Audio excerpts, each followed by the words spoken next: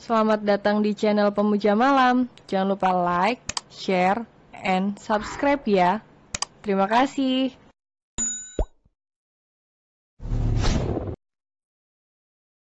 Chapter 25. Hampa, sedih, kecewa.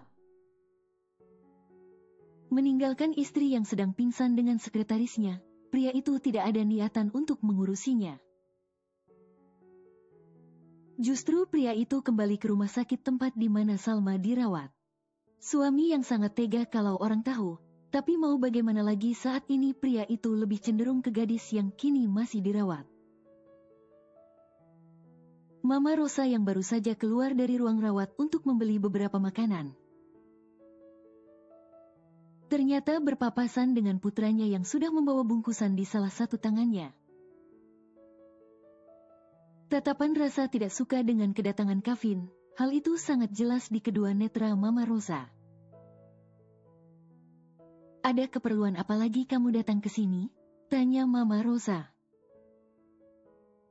Kevin mengulurkan tangannya dan menunjukkan bungkusan plastik yang dibawanya. Aku mau mengantarkan makanan buat Mama dan Salma, jawab Kevin. Mama Rosa meraih bungkusan dari Kevin. Setelah ini sebaiknya kamu kembali ke resort. Pinta Mama Rosa sebelum dia berbalik badan untuk masuk ke dalam ruangan. Mam, bisa aku menjenguk Salma sebentar sebelum kembali ke resort? Pinta Kevin. Mama Rosa menghela napas panjangnya, kemudian memilih duduk di bangku yang ada di depan ruang rawat. Kevin pun mengikuti Mama Rosa, turut duduk. Jelaskan kepada Mama, apa yang membuat Salma melakukan hal tersebut? Sejenak Kevin menghembuskan napas kasarnya ke udara, kemudian tertunduk sesaat, menatap lantai keramik. Lebih baik aku mati, daripada menikah denganmu. Ucapan terakhir Salma masih terekam jelas di otak Kevin, sebelum Salma nekat melukai dirinya sendiri. Salma melakukannya karena aku ingin menikahinya, Mam. Tapi Salma mengatakan lebih baik mati daripada menikah denganku. Jawab pelan Kevin. Mama Rosa langsung mengelus dadanya sendiri, dan mencoba menalar ucapan anaknya. Mengapa kamu ingin menikahi Salma, dengan kondisi fisikmu yang tak akan bisa memberikan nafkah batin untuk Salma? Sesaat Kevin mengalihkan tatapannya ke arah lain lalu kembali menatap Mama Rosa.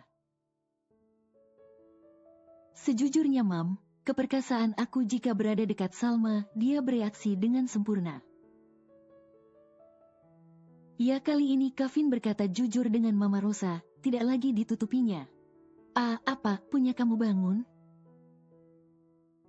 Sempurna kedua netra Mama Rosa membulat, dan bibir sedikit menganga. Kevin menganggukkan kepalanya.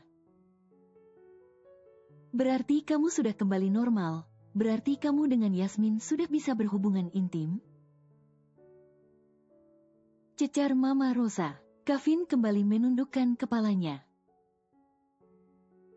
Dia tidak bereaksi apa-apa walau digoda Yasmin, hanya dengan Salma bereaksinya. Kembali Kevin menjawab dengan nada pelan. Mama Rosa menyandarkan punggungnya ke sandaran bangku, di balik keterkejutannya terselip ada rasa kecewanya. Ternyata anaknya hanya bisa kembali normal dengan istri keduanya. Haruskah Mama Rosa bahagia mendengar fakta yang terbaru?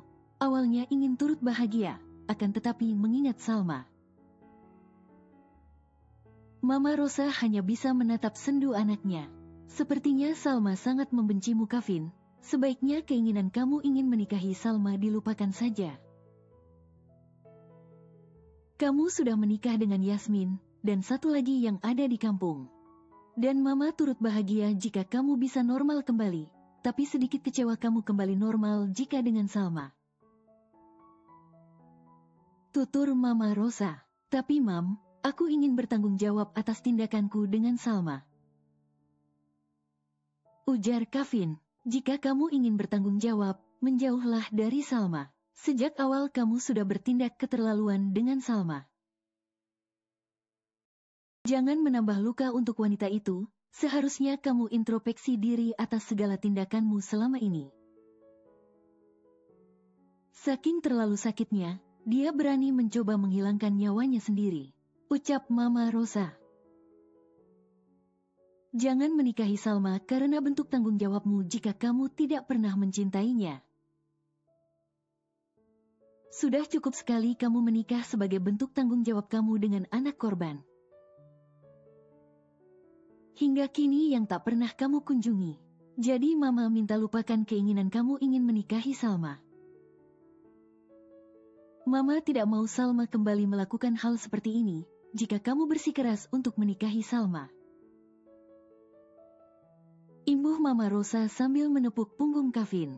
Andaikan anaknya bersikap baik dan biasa saja sejak awal bertemu dengan Salma. Mama Rosa pasti merasa senang, dan akan membongkar jati diri Salma, dan bayangan ingin memiliki cucu, pasti bisa terwujud.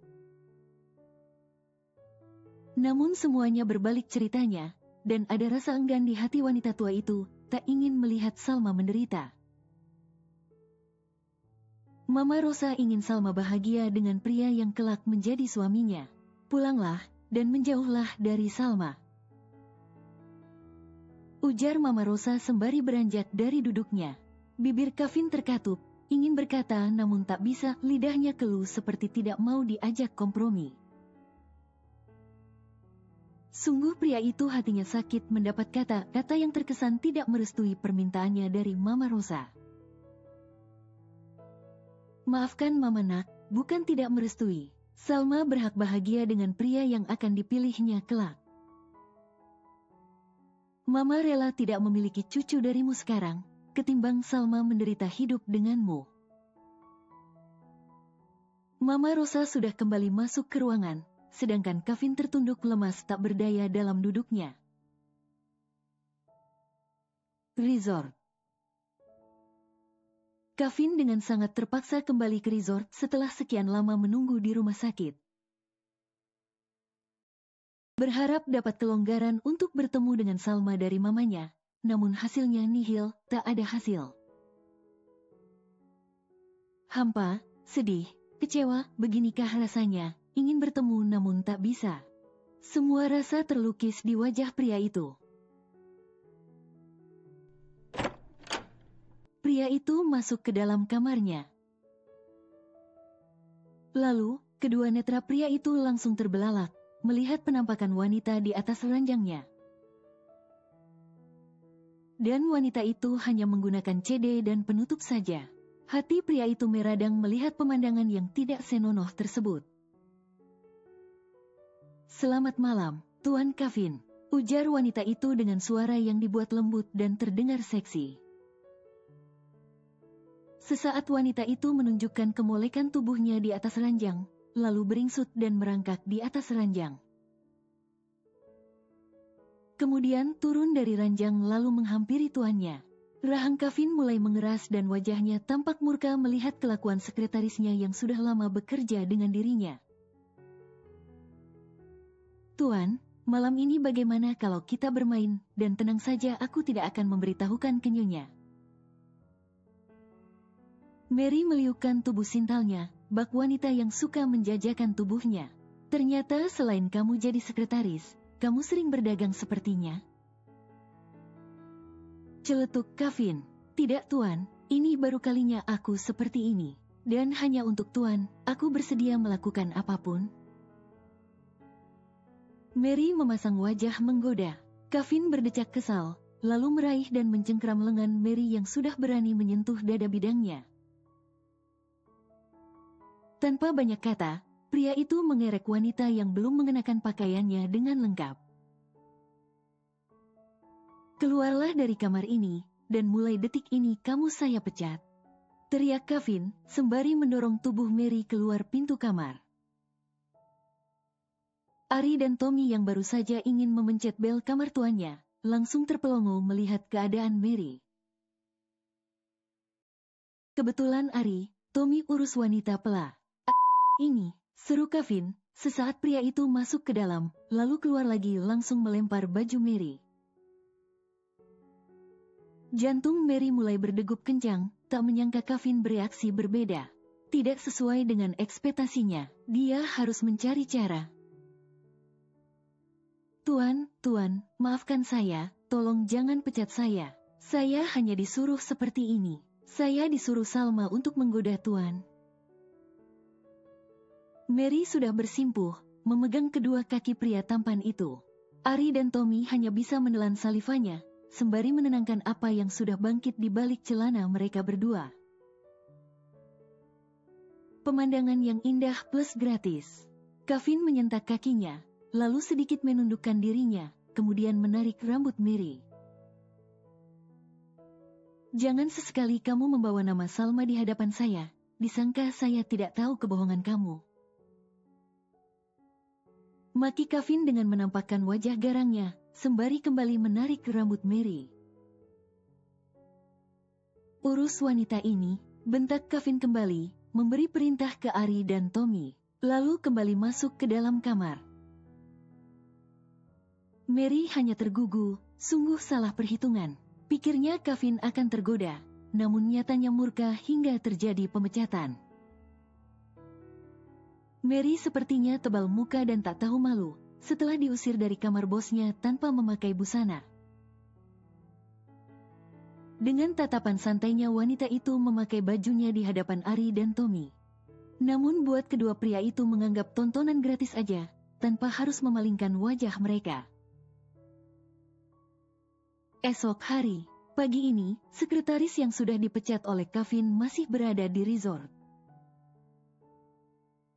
Dengan santainya tanpa merasa bersalah masih menikmati segala fasilitas resort yang ada.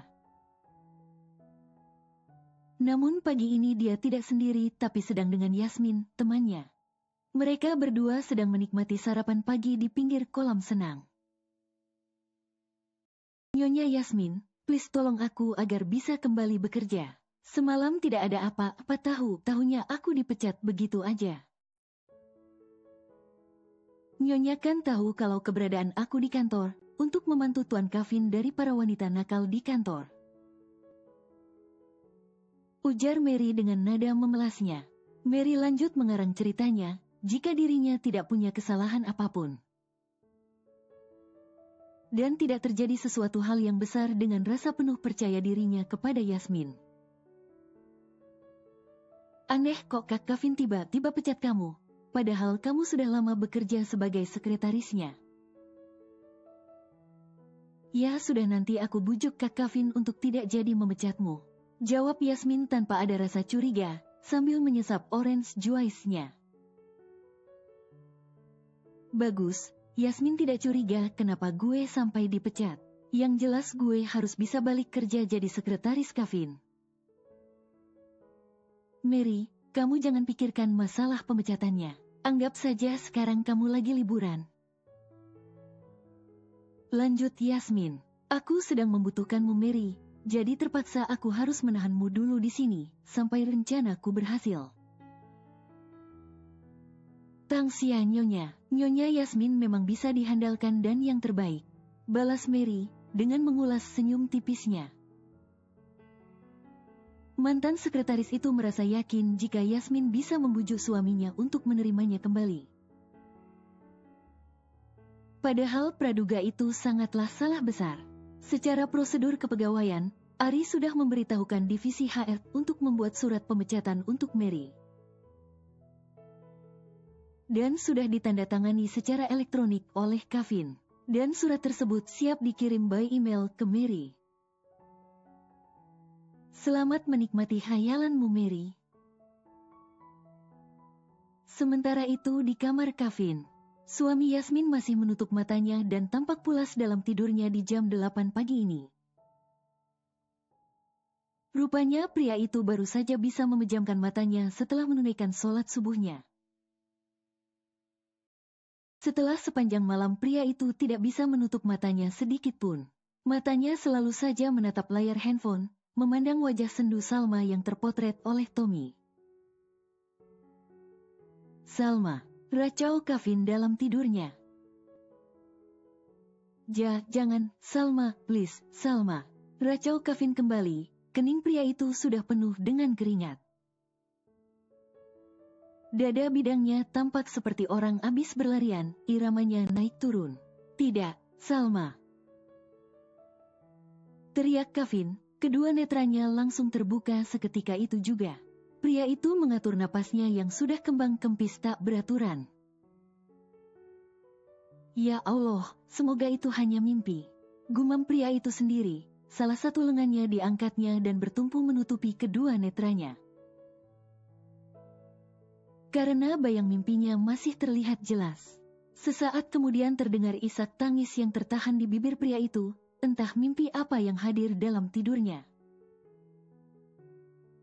Sepertinya sangat menyesakkan jiwa pria arogan itu, namun yang jelas sudah merobohkan pertahanan dirinya sendiri. Rumah sakit. Jadwal pagi kunjungan Dr. Usman untuk mengecek keadaan pasien cantiknya, Salma. Mulai dari tensi, suhu tubuh, ganti perban semuanya dilakukan oleh Dr. Usman bersama perawat. Mama Rosa masih setia mengurus dan menemani Salma layaknya seorang ibu, dan mencurahkan seluruh kasih sayangnya bukan sebagai menantu kedua namun seperti anaknya sendiri. Di antara Mama Rosa dan Salma tidak ada pembicaraan yang begitu dalam. Mama Rosa tidak berani bertanya, "Ada apa?" tapi cukup memberikan semangat. Walau sedikit waktu Mama Rosa meyakini jika Salma sudah tahu jika dia adalah mama mertuanya. Begitu pula dengan Salma, walau sebenarnya gadis itu agak kikuk jika kenyataannya Mama Rosa adalah mama mertuanya. Tapi gadis itu mencoba untuk bersikap seperti biasanya, dan seolah-olah tidak tahu. "Jahitannya masih bagus ya, jangan sampai kena air dulu lukanya, biar cepat sembuh." Suhu badan dan tensi normal, sekarang bagaimana suasana hatinya sudah agak membaikkah? Tanya Dr. Usman dengan lembutnya. Setelah semalam Dr. Usman kembali datang berkunjung dengan teman psikologinya. Pikiran Salma mulai cukup terbuka tentang menata hati. Bagaimana menghadapi kenyataan yang pahit serta mengolah emosi sendiri. Walau tidak secepat itu berubah, semua butuh proses. Gadis itu memperlihatkan senyum terindahnya di wajah cantiknya. "Sudah lebih baik kan daripada kemarin, dokter?" balas Salma. "Alhamdulillah kalau sudah ada kemajuan. Dokter, kira-kira kapan saya bisa keluar dari rumah sakit? Jujur saya gak betah berlama-lama di rumah sakit." Tanya Salma dengan suara lembutnya. "Kalau secara fisik keadaan kamu sudah membaik, nanti siang bisa keluar dari rumah sakit. Tapi perlu diingat, kesehatan mental kamu haruslah dijaga dengan baik-baik. Jika ada sesuatu yang ingin kamu curahkan atau ditanyakan seputar mental, kamu bisa telepon saya." Pinta Dr. Usman, sembari memberikan kartu namanya. Gadis itu mengulurkan salah satu tangannya lalu menerima kartu nama tersebut. "Maaf dokter, kalau konsultasi via phone kena biaya kah? Lalu biasanya berapa?" Pertanyaan yang sangat lugu dari Salma. Dokter yang berparas rupawan itu terkekeh kecil, melihat wajah cantik Salma yang berubah bak gadis lugu. "Khusus buat kamu, tidak dikenakan biaya. Saya hanya ingin membantu kamu saja," jawab tulus Dr. Usman. "Masya Allah, terima kasih Dr. Usman. Semoga dokter rezekinya semakin berlimpah dan penuh keberkahan," tutur Salma dari hati yang paling dalam. Mama Rosa yang berada di antara mereka berdua, hanya bisa tersenyum tipis melihat interaksi mereka berdua. "Terima kasih Dr. Usman, atas bantunya selama anak saya di rumah sakit," sambung Mama Rosa. Sama-sama Bu, sudah tugasnya seorang dokter membantu proses penyembuhan pasiennya," balas Dr. Usman, sembari mengulas senyum hangatnya. Setiap masalah yang terjadi harus dihadapi bukan untuk dihindari. Jika belum siap menghadapinya maka kamu bisa menundanya sesaat, bukan berarti lari dari masalah. Karena masalah itu akan selalu menghampirimu karena belum terselesaikan. Untuk saat ini Salma memilih menunda untuk menghadapinya. Setelah sudah siap mentalnya, dia akan menghadapinya. Namun yang jelas gadis itu ingin bertemu dengan Paman Didit dan Bibi Tia terlebih dahulu. Kemudian melanjutkan pengajuan surat perceraiannya dengan Kevin secara resmi. Tanpa Kevin perlu mengetahui jika dia adalah gadis kampung yang dinikahinya. Lagi pula sepulangnya dia dari Bali, gadis itu sudah berhenti bekerja di perusahaan Indo Prakarsa. Dan tentu saja tidak tinggal di mansion Adiputra. Sesuai perkataan Dr. Usman, siang ini Salma sudah bisa rawat jalan, tidak perlu dirawat di rumah sakit. Lagi pula luka di pergelangan tangannya tidak terlalu dalam, walau sempat mengeluarkan darah yang banyak. Mama Rosa sudah meyakini Salma untuk masa pemulihan kesehatannya di Bali saja, bukannya tidak mau segera kembali ke Jakarta. Tapi Mama Rosa ingin memantau kesehatan menantu keduanya tersebut. Demi menghormati Mama Rosa, Salma menyetujuinya. Walau ada kemungkinan dia akan kembali bertemu dengan Kevin serta istrinya Yasmin selama di Bali. Sungguh menggelitik perasaan Salma. Jika 4 tahun yang lalu dia dinikahi oleh pria yang sudah beristri, berarti dia istri kedua Kevin. Gadis itu tersenyum kecut jika mengingatnya. Namun ketika Ari datang ke rumah sakit untuk menjemput Salma dan Mama Rosa, gadis itu menatap dengan seksama wajah sang asisten Kevin. Mungkinkah Pak Ari tahu siapa aku? Bukannya kata Paman Didit. Saat Bapak meninggal, yang datang orang suruhannya. Mungkinkah Pak Ari orang suruhannya saat itu? Ari yang merasa sedang ditatap penuh selidik oleh Salma, sedikit jengah. Pikir Ari mungkin gadis itu sedang mengingat tentang kejadian 4 tahun yang lalu. Ayo nak, kita kembali ke resort, ujar Mama Rosa, sembari mengamit lengan Salma. Nyonya butuh kursi rodakah untuk Salma? Tanya Ari kepada Mama Rosa. Tidak perlu Pak Ari, saya jalan saja. Tolak Salma, yang lebih dulu menjawab. Baik, Salma. Tanpa sepengetahuan Salma, di lantai bawah, Kevin sedang mengurus administrasi Salma selama di rumah sakit. Setelah mengetahui jika siang ini Salma sudah diperbolehkan keluar dari rumah sakit dari Ari, dan pria itu menunggu kehadiran Salma di lantai bawah tersebut. Dari kejauhan sudah terlihat Mama Rosa berada di lobi rumah sakit bersama Salma. Kevin tak berani untuk mendekati Salma, walau hati kecilnya ingin sekali menghampirinya. Tapi saat ini cukup melihat gadis itu dari kejauhan. Akan tetapi tak sengaja mereka berdua bersitatap dalam hitungan detik dan menunjukkan wajah mereka tanpa ekspresi. Kevin mendesah, harus menerima keadaan ini. Resort. Gadis itu bernapas lega, ternyata dia tidak semobil dengan Kevin ketika kembali ke resort. Pria arogan itu kembali ke resort dengan mobil yang lain. Ari, tolong antar Salma sampai villa. Saya ada keperluan sebentar. Pinta Mama Rosa, ketika mereka semua sudah turun di lobi resort. Baik Nyonya. Jawab patuh Ari. Mama tinggal sebentar ya nak, nanti Mama cepat kembali ke villa. Jangan lupa obat siang ini belum diminum, nanti langsung diminum obatnya. Pamit Mama Rosa, sambil berpesan. Ya Mam, nanti sampai villa, aku segera minum obatnya. Balas Salma. Sekarang hanya Salma dan Ari yang balik ke villa dengan mengendarai club car. Sedangkan Kevin yang baru saja tiba di resort langsung ditungguin karyawan resort. Karena ada hal yang penting untuk dibicarakan. Pak Ari, Bisa kita ke pendopo pinggir pantai sebentar. Saya ingin bicara dua mata dengan Pak Ari. Bisa. Dengan tenangnya Ari menjawab. Klub car yang dikendarai Ari langsung meluncur ke tempat yang Salma maksud.